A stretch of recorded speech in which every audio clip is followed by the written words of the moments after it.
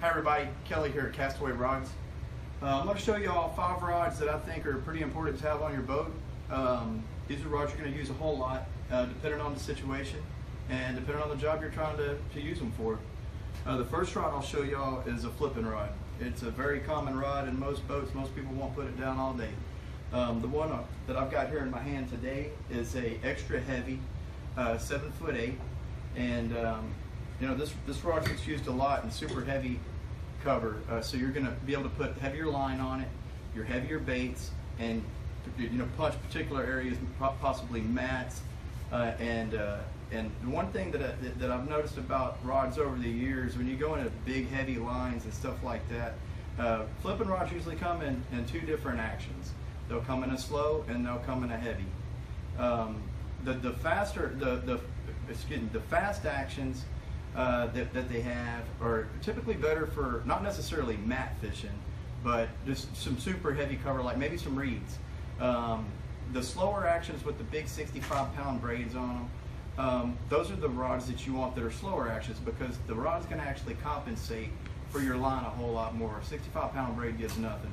So that's just a little bit of insight on the flipping rod there. Next is going to be your good all-purpose utility rod. For me, these rods, I like them to be from 6'8" to 7'2". I kind of like a medium, a moderate action rod.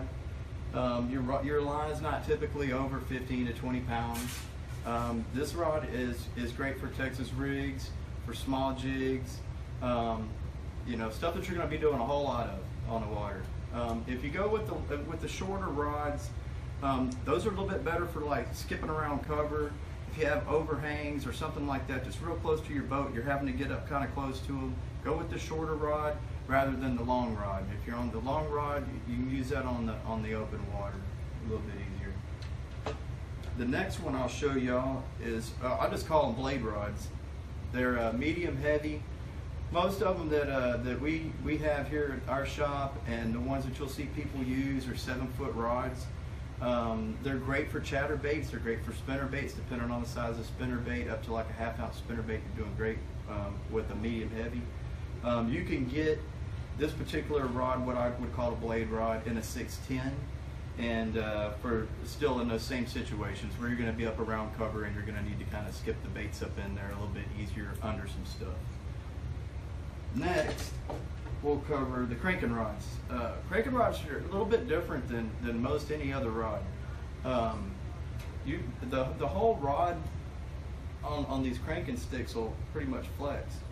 And the reason why is you're going to usually use a little bit lighter line on your crankbaits, and you got these treble hooks that are small, and you hook a fish up, and something's going to have to give. So usually the whole deal with having slow action cranking rods is so that you're not putting a whole lot of pressure on the fish, and you're not putting a whole lot of pressure on the line. So the rod has to compensate. So that's why you want these slower action cranking rods.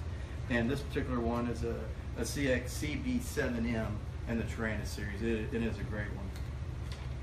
And then finally, whenever you start throwing finesse stuff, it's really hard to throw it on a casting rig, just because a lot of times you're using super light weights.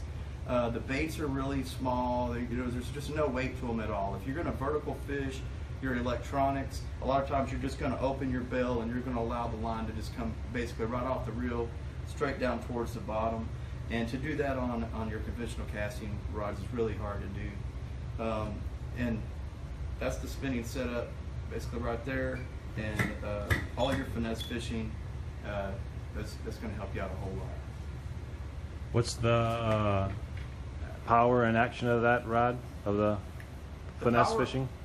The power and action that most people are going to use freshwater is going to be a fast tip with a little bit of backbone.